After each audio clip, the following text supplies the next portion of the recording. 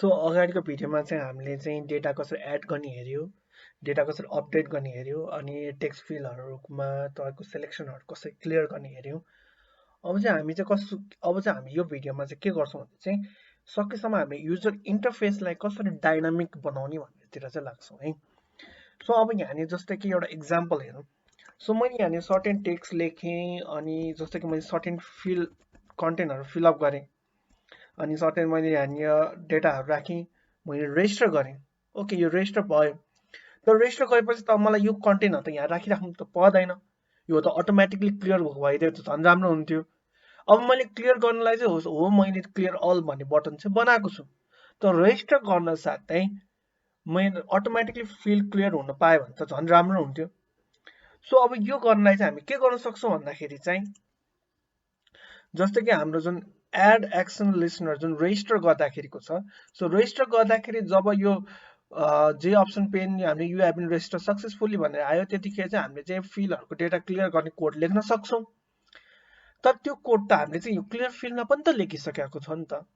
So एउटै code चाहिँ किन हामी डुप्लिकेट गर्ने?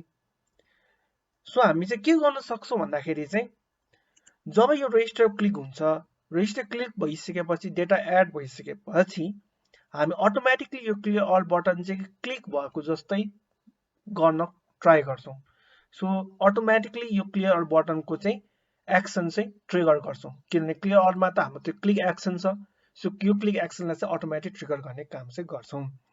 सो यो गर्नलाई चाहिँ के गर्नु पर्यो भने चाहिँ फर्स्टमा चाहिँ हामीले चाहिँ यो बटन क्लियर भने जुन यो बटन क्लियरको चाहिँ रिफरेन्स चाहिँ हामीले चाहिँ यहाँनिर एड टेबलमा चाहिँ लिनु पर्यो। सो हामी के गर्छौँ चाहिँ फर्स्टमा चाहिँ यो बटन चाहिँ लिन्छौँ। सो यो बटनलाई लिएर चाहिँ हामीले चाहिँ एड टेबलमा राख्यो। अब यो जुन बिटिएन क्लियर छ, यो बिटिएन क्लियरमा चाहिँ जस्तो कि हाम्रो चाहिँ जब डेटा एड हुन्छ, सो एड भइसकेपछि BTN clear dot do click. So do क्लिकले के गर्छ भन्दाखेरि चाहिँ यो क्लिक गरेको इभेन्ट चाहिँ ट्रिगर गराइन्छ। भन्दाखेरि चाहिँ यो बटनमा चाहिँ हाम्रो चाहिँ के थियो, एक्सन लिस्नर थियो, क्लिक एक्सन थियो। सो डु क्लिकले चाहिँ के गर्छ भने चाहिँ यो एक्सन लिस्नरको कोड चाहिँ अटोमेटिकली रन गराइदिन्छ। सो यसलाई चाहिँ एकचोटि कोडमै रन गरेर चाहिँ एकचोटि हेरौँ है कस्तो हुँदो रहेछ भनेर। सो मैले चाहिँ यहाँनिर टेक्स्ट फिल्ड राखेँ, अनि सर्टेन टेक्स्ट फिल्ड राखेँ, मैले यहाँ पनि सर्टेन टेक्स्ट फिल्ड राखेँ, अनि मैले सर्टेन कन्टेन्टहरू राखेँ, अनि त्यसपछि चाहिँ मैले यहाँ एज राखेँ। अघि जस हामीले रेजिस्टर गर्दाखेरि के भइरहेको थियो, यहाँनिर रेजिस्टर हुन्थ्यो, यो फिल्डहरूको डेटा क्लियर हुँदैन है। अब जब म ओके क्लिक गर्छु, अब यहाँनिर सबै डेटाहरू के भयो, क्लियर भयो। यो क्लियरले जे काम गर्छ त्यो काम चाहिँ अटोमेटिकली भयो है। अब यही कुरा चाहिँ हामी चाहिँ अपडेटको लागि पनि गर्नु पर्यो। सो अपडेटमा पनि हामीले चाहिँ फङ्सनमा पनि यो बटन कल गरौँ। सो मैले यो बटन कल गर्नलाई चाहिँ यहाँनिर यसको रिफरेन्स चाहिँ राखेँ, अनि त्यसै गरी जसरी हामीले चाहिँ यहाँनिर डेटा अपडेट गरेपछि अघि रेजिस्टरको जस्तै कल चाहिँ गर्ने कोड चाहिँ लेखेँ। सो यो भयो चाहिँ हामीले चाहिँ एउटा बटन क्लिक गर्दाखेरि अर्को बटनको एक्सन चाहिँ कसरी ट्रिगर गराउने भन्ने चाहिँ हामीले चाहिँ हेऱ्यौँ।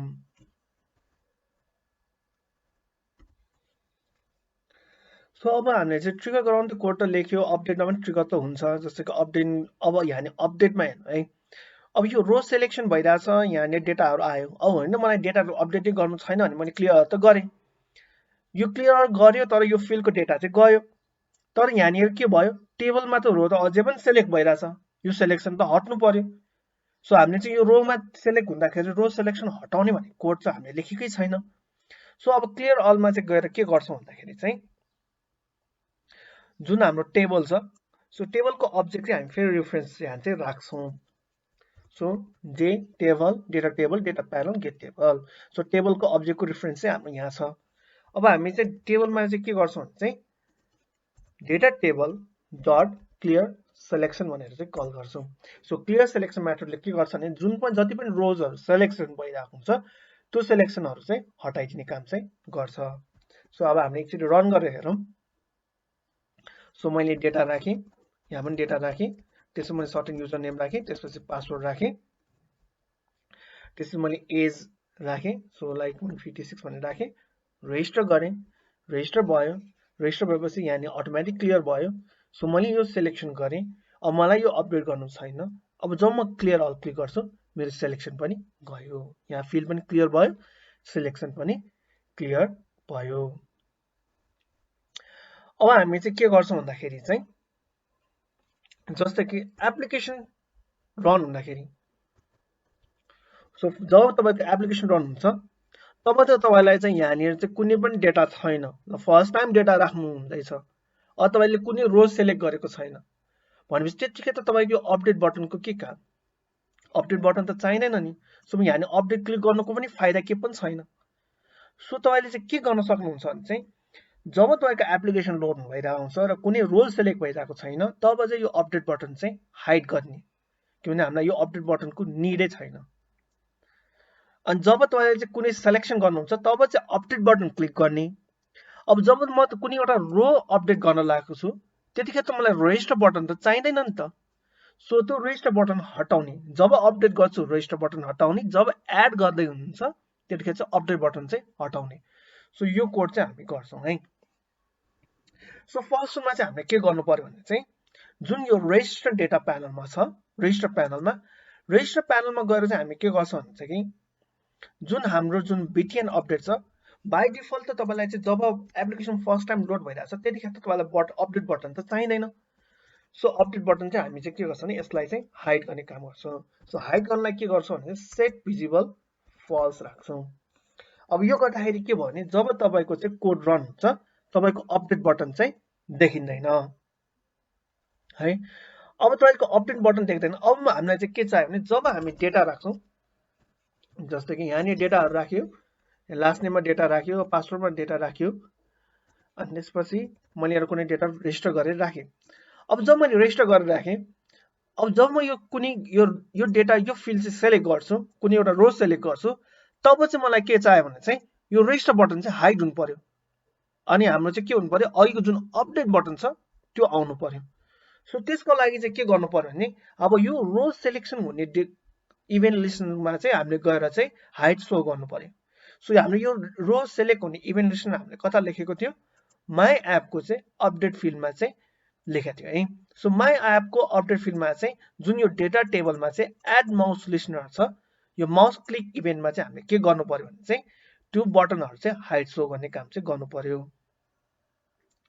सो हाइड सो गर्नलाई चाहिँ हाम्रो जुन यहाँनिर बिटिएन अपडेट क्लियर छ,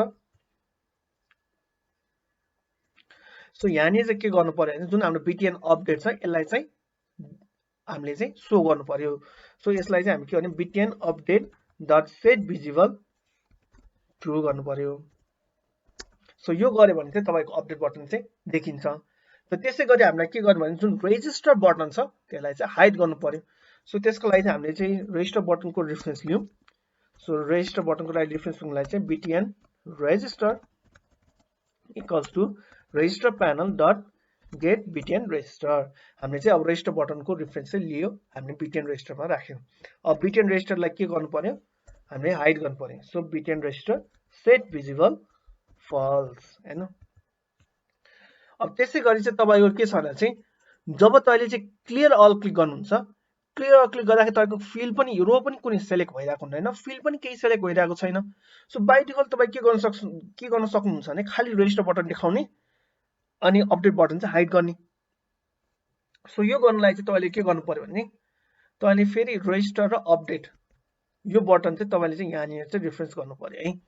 सो तपाईँले के गर्नु पर्यो भने जब क्लियर बटन क्लिक गर्नुहुन्छ त्यतिखेर चाहिँ तपाईँले बिटिएन अपडेट जुन बटन छ त्यो चाहिँ हाइड गर्ने, किनभने हामीले चाहिँ कुनै पनि रो सेलेक्ट हुँदैन, त्यस कारण चाहिँ तपाईँले चाहिँ अपडेट बटनको काम छैन। त्यसपछि तपाईँले चाहिँ रेजिस्टर बटन एउटा मात्र देखाइदिने। So BTN register set visible true. So अब यो एक्सनलाई चाहिँ अब हामीले चाहिँ रन गरेर चाहिँ हेरौँ है कस्तो हुँदो रहेछ भनेर।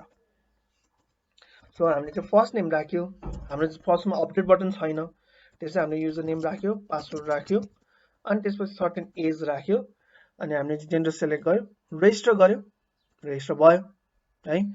अब जब हामी यो क्लिक गर्छौँ यहाँ के भइरहेछ, तपाईँको रेजिस्टर बटन हरायो, अपडेट बटन आयो, क्लियर अल बटन छँदैछ है।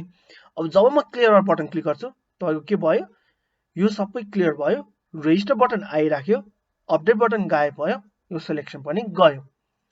तर तपाईको यहाँनिर हेर्नु है, एउटा प्रब्लम चाहिँ के देखिरहेछ युआईमा भन्दाखेरि जब यो सेलेक्ट भइरहेछ तपाईको यो सबै सेलेक्ट माथि तल गइरहेछ हैन। अब यो भन्दा पनि तपाईले के गर्दाखेरि राम्रो हुन्थ्यो भन्दाखेरि चाहिँ जुन अघिको रेजिस्टर बटनको पोजिसन छ त्यही पोजिसनमा चाहिँ अपडेटलाई राख्न पाए भने तपाईको यो हेर्नु त सेलेक्सनहरु माथि तल यो युआई गइरहेको यस्तो खालको लाइक के भइरहेको जस्तो देखिँदैन, युजर फ्रेन्डली नै भइरहेको छैन नि अहिले। सो यहाँनिर माथि तल जाने भइरहेछ। सो यसलाई फिक्स गर्नलाई चाहिँ हामी के गर्छौँ भन्दाखेरि चाहिँ जुन अपडेट बटनलाई पनि रेजिस्टर बटनकै पोजिसनमा गएर चाहिँ राखिदिन्छौँ। सो त्यसको लागि चाहिँ के गर्नु पर्यो भने चाहिँ हाम्रो चाहिँ यहाँ रेजिस्टर बटनको चाहिँ पोजिसन चाहिँ चेन्ज गर्नु पर्यो। सो तपाईको रेजिस्टर बटन चाहिँ के छ भन्दाखेरि चाहिँ ग्रिडको चाहिँ तपाईको चाहिँ फोर्थ कोलमको चाहिँ तपाईको चाहिँ फिफ्थ रोमा छ अनि तपाईको चाहिँ अपडेट बटन चाहिँ कहाँ छ फोर्थ कोलमको सिक्स्थ कोलममा छ। इज फोर कोलमको चाहिँ सिक्स्थ रोमा छ है। सो अब तपाईले के गर्न सक्नुहुन्छ भने दुवैजनाले चाहिँ एउटै पोजिसनमा राख्दिने। सो ग्रिड वाइ चाहिँ मैले यहाँ 4 राख्दिएँ। सो तपाईको अपडेट बटन र रेजिस्टर बटन चाहिँ एउटै कोअर्डिनेट्समा छ। सो अब मैले जब रन गरेर हेर्छु तब मैले नयाँ डेटा राखेँ, युजर नेम राखेँ, पासवर्ड राखेँ, त्यसपछि मैले एज राखेँ, एज चाहिँ मैले 19 राखेँ, रेजिस्टर क्लिक गरेँ, रेजिस्टर भन्ने आयो। अब यहाँनिर क्लिक गर्दाखेरि हेर्नु है, सो अघि चाहिँ यहाँनिर अपडेट बटन तल आइरहेको थियो, यो माथि सरिरहेको थियो हैन। जब म यो क्लिक गर्छु यहाँ त रेजिस्टरको ठाउँमा अपडेट देखियो। सो अघिको जस्तो माथि तल जाने भइरहेको छैन। जस्तै कि म क्लियर क्लिक गर्छु अपडेट ठाउँमा रेजिस्टर आयो है। सो यो सेम पोजिसनमा सूची हाम्रो कम्पोनेन्टहरु चाहिँ स्वाप भएको जस्तै देखिरहेको छ। सो यो हेर्दाखेरि तपाईको एप्लिकेसन चाहिँ अलरेडी राम्रो देखियो। सो नेक्स्ट भनेको चाहिँ हामी चाहिँ अब के गर्छौं भन्दाखेरि चाहिँ माउस रे सरी मेनुमा हामीले चाहिँ अब एक्सन्सहरु राख्ने काम चाहिँ गर्छौं है। सो अब माउसमा चाहिँ हामी के माउसमा रे सरी मेनुमा चाहिँ हामी के गर्छौं भने अब जब यो क्लोज क्लिक गर्छौं अहिले त के पनि भइरा छैन। सो क्लोजले त के कामै गरिरा छैन। अब हामी चाहिँ के गर्छौं भने चाहिँ जब म यो क्लोज क्लिक गर्छु यो एप्लिकेसन नै बन्द हुने चाहिँ कोड चाहिँ लेख्छौं है। सो यसको लागि चाहिँ हामीले के गर्नु पर्यो भने यो मेनुमा चाहिँ एक्सन लिसनर राख्नु पर्यो। सो त्यसको लागि चाहिँ हामी के छ भने सब क्लोज भन्ने मेनु थियो, जे मेनु आइटम भन्ने जुन छ क्लोज भन्ने सब क्लोज भन्ने भेरिएबलमा राखिरहेको थियो। अब यहाँ गएर म के गर्छु भने सब close dot add action listener new action listener राख्यो। अब यहाँनिर चाहिँ यो एक्सन लिसनरमा चाहिँ के लेख्छौं भने चाहिँ system dot exit 0। So exit 0 गर्दाखेरि चाहिँ तपाईको के हुन्छ भने एप्लिकेसन चाहिँ क्लोज हुन्छ। सो तपाईले चाहिँ जब म रन गर्छु यसलाई, अब जब म फाइलमा गएर क्लोज क्लिक गर्छु तब के भयो एप्लिकेसन क्लोज भयो है। सो तपाईले चाहिँ यसरी चाहिँ मेनुमा चाहिँ लिसनर चाहिँ राख्न सक्नुहुन्छ। सो अब हामीले चाहिँ यहाँनिर के गरिरहेको छ भने अब मेनुमा गइरहेछौँ, यहाँनिर क्लोज क्लिक गरिरहेछौँ। अब तपाईको चाहिँ यहाँनिर जस्तो कि इन्टेलिजेमै भन्नु, जस्तो कि फाइलमा क्लिक गर्नु, यहाँ त तपाईको सेभ गर्नलाई के छ सेटिङ्समा जानलाई कन्ट्रोल अल्ट एस छ अरे, सेभ अल गर्नलाई कन्ट्रोल एस छ अरे। सो हामीले पनि यस्तो सर्टकट्सहरु चाहिँ राख्न सक्छौं है। सो अब सपोज हामीले चाहिँ अब सर्टकटहरु राख्नलाई चाहिँ के छ भने चाहिँ सेट निमोनिक्स भन्ने चाहिँ म्याटर छ। सो हामीले चाहिँ जस्तो कि फाइल भन्नु मेनु एक्सेस गर्नु पर्यो। सो यहाँनिर चाहिँ अहिले मैले फाइल भन्ने मेनुमा जानलाई चाहिँ के गर्नुपर्छ यहाँनिर क्लिक गर्नुपर्छ। सो यसलाई चाहिँ मैले सर्टकट राख्नु पर्यो भने चाहिँ हामीले चाहिँ निमोनिक्स भन्ने चाहिँ एउटा मेथड हुन्छ है। सो हामीले चाहिँ फाइल मेनुमा गएर चाहिँ निमोनिक भन्ने चाहिँ राख्छौं, सेट गर्छौं। सो सेट निमोनिक है। अब सेट निमोनिकमा चाहिँ के हुन्छ भने की इभेन्ट लिन्छ है। सो की इभेन्ट भनेको चाहिँ तपाईले चाहिँ तपाईको चाहिँ कुन चाहिँ की प्रेस गर्यो त्यो इभेन्ट चाहिँ लिन्छ, अनि त्यसमा चाहिँ कुन चाहिँ क्यारेक्टर प्रेस गर्यो त्यो लिन्छ है। सो मैले चाहिँ एफ भन्ने क्यारेक्टर चाहिँ प्रिन्ट गरेको लिनु पर्यो भने चाहिँ VK underscore F भनेर चाहिँ राख्नु पर्यो। सो यो चाहिँ मेरो F भन्ने क्यारेक्टर चाहिँ लिनलाई है। अनि तपाईको सेट निमोनिक्समा चाहिँ के हुन्छ भने जहिले पनि तपाईले चाहिँ दुईटा की चाहिँ प्रेस गर्नुपर्छ। सेट निमोनिक्स भन्छ साथै तपाईले चाहिँ अल्ट की चाहिँ प्रेस गर्नुपर्छ है। तपाईको किबोर्डमा ALT लेखेको देख्नु होला अल्ट भन्ने। सो अल्ट क्लिक गरेर तपाईले जुन की चाहिँ तपाईले यहाँनिर चाहिँ स्पेसिफाई गर्नुभएको छ त्यो की चाहिँ युज गर्नुपर्ने हुन्छ। सो अब यसलाई चाहिँ मैले रन गरे हेरे भने चाहिँ सो मैले यहाँ माउस नलगिकन मैले चाहिँ अल्ट एफ क्लिक गर्यो भने तपाईको अटोमेटिकली फाइल चाहिँ सेलेक्ट भयो है। यसरी तपाईले चाहिँ निमोनिक चाहिँ राख्न सक्नुहुन्छ।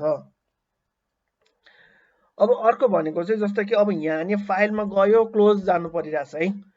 सो यसको सट्टा चाहिँ अब तपाईको सिधै क्लोजमा चाहिँ जस्तो कि एउटा चाहिँ डाइरेक्टली बटन क्लिक गर्न पाए भने चाहिँ सजिलो हुन्थ्यो। किनभने चाहिँ निमोनिक्समा के हुन्छ भने जहिले पनि तपाईले चाहिँ प्यारेन्ट मेनुमा मात्र सिलेक्सन गर्न चाहिँ सजिलो हुन्छ। तपाईको चाइल्ड मेनुमा सिलेक्सन गर्नु पर्यो भने जस्तै कि क्लोज बटनमा पनि तपाईले चाहिँ एक्सन राख्नु पर्यो भने तपाईले फर्स्टमा चाहिँ अल्ट एफ क्लिक गर्नुपर्ने हुन्छ। अनि त्यसपछि बल्ल क्लोजको चाहिँ एक्सन क्लोज बटन देखेपछि बल्ल तपाईको चाहिँ निमोनिक्स चाहिँ त्यहाँनिर ट्रिगर हुन थाल्छ। सो त्यसको सट्टा चाहिँ मैले चाहिँ अर्को डाइरेक्टली एउटा चाहिँ सर्टकट कीहरू पनि राख्न मिल्छ। त्यसलाई चाहिँ हामी चाहिँ एसोलेटर भन्छ है। सो एसोलेटरमा चाहिँ के गर्न मिल्छ भन्दाखेरि चाहिँ तपाईले चाहिँ अल्टरनेट एएलटी कीको सट्टा अरु कुनै की युज गरेर तपाईले चाहिँ की स्ट्रोकहरू चाहिँ राख्न सक्नुहुन्छ अर सर्टकट कीहरू चाहिँ राख्न सक्नुहुन्छ। सो त्यसको लागि चाहिँ हामी के गर्छौं चाहिँ सब क्लोज डट सेट एसोलेटर भन्ने युज गर्छ है। तपाईको चाहिँ की स्ट्रोक लिन्छ। सो की स्ट्रोकमा चाहिँ तपाईको चाहिँ के हुन्छ भने चाहिँ कुन चाहिँ सर्टकट की राख्ने भन्ने हुन्छ है। सो मैले चाहिँ के गर्न सक्छु भने चाहिँ की स्ट्रोक गेट की स्ट्रोक भन्ने मेथड युज गर्नुपर्ने हुन्छ। सो गेट की स्ट्रोकमा चाहिँ दुईटा प्यारामिटर चाहिँ तपाईले चाहिँ पास गर्न सक्नुहुन्छ। सो तपाईको दुईटा प्यारामिटर भनेको चाहिँ कुन कीहरू युज गर्ने। सो अहिले जस्तै की इभेन्ट डट भिके अंडरस्कोर अब मैले चाहिँ क्विट लाइक क्लोज गर्नलाई चाहिँ मैले के गरेँ भने चाहिँ क्यू भनेर चाहिँ राखेँ है। त्यसै गरी चाहिँ अब मैले चाहिँ कन्ट्रोल क्यू थिचेर मात्र तपाईको एप्लिकेसन क्लोज हुने भने बनाउनु पर्यो भने चाहिँ key event dot control down masks है। सो अब यो गर्यो भने चाहिँ तपाईले जब एप्लिकेसन रन गर्नुहुन्छ तपाईले एसोलेटर राखिसकेपछि तपाईको फाइल मेनुमा गएर भने त तपाईको यहाँनिर एसोलेटरको चाहिँ सर्टकट की चाहिँ आइदिन्छ है। सो मेरो चाहिँ कन्ट्रोल क्यू प्रेस गर्दाखेरि चाहिँ एप्लिकेसन क्लोज हुनुपर्ने थियो। सो अब मैले यहाँनिर माउस चाहिँ के पनि युज गरेको छैन। जब म कन्ट्रोल र क्यू प्रेस गर्छु मेरो चाहिँ एक्सन चाहिँ ट्रिगर हुन्छ। सो सफ्ट क्लोज बटन चाहिँ क्लिक गरेको जस्तै काम गर्छ। सो यसरी चाहिँ हामीले चाहिँ सर्टकट कीजहरू चाहिँ राख्न सकिन्छ।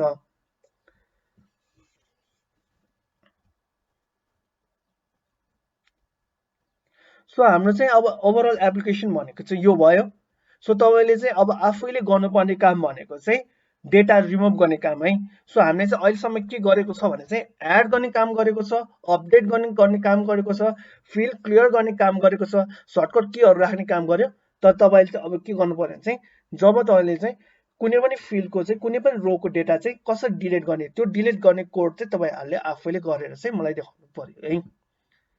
अब यसपछि चाहिँ तपाईको चाहिँ अब हामी चाहिँ के गर्छौं भन्दाखेरि चाहिँ डेटाबेस युज गर्छौं। यो चाहिँ हामी चाहिँ नेक्स्ट विकमा चाहिँ गर्छौं है। सो डेटाबेस चाहिँ किन इम्पोर्टेन्ट छ भन्दाखेरि चाहिँ तपाईले याद गर्नु भएको होला एभ्री टाइम हामीले एप्लिकेसन रन गरिरहेको छौं त्यतिखेर चाहिँ रिरन गर्दाखेरि हाम्रो यहाँनिर जुन राखेको डेटाहरू सबै हराइरहेको छ। सो तपाईको चाहिँ अहिले चाहिँ के भइरहेको छ भने चाहिँ हामीले राखेको डेटाहरू चाहिँ एप्लिकेसनको लाइफ साइकल जबसम्म रन छ जबसम्म तपाईको एप्लिकेसनको लाइफ साइकल छ तबसम्म तपाईको डेटा चाहिँ स्टोर भइरहेको छ। जब तपाईको एप्लिकेसनको लाइफ साइकल एन्ड हुन्छ तब तपाईको डेटाहरू चाहिँ हराइरहेको छ। सो हामीलाई चाहिँ डेटाहरू चाहिँ कतै न कतै एप्लिकेसनको लाइफ साइकल स्टार्ट हुँदाखेरि र एन्ड हुँदाखेरि पनि हाम्रो डेटा चाहिँ कतै स्टोर हुनु पर्यो। सो त्यसको लागि चाहिँ हामी डेटाबेस युज गर्छौं। र नेक्स्ट विकमा चाहिँ हामीले चाहिँ यही प्रोग्राममा चाहिँ जेडीबीसी युज गरेर डेटाबेस युज गरेर चाहिँ माइस्क्यूएल डेटाबेसमा चाहिँ कसरी डेटा राख्ने भनेर चाहिँ हेर्छौं है। सो तपाईको चाहिँ यो विकमा चाहिँ गर्नुपर्ने चाहिँ यति नै हो।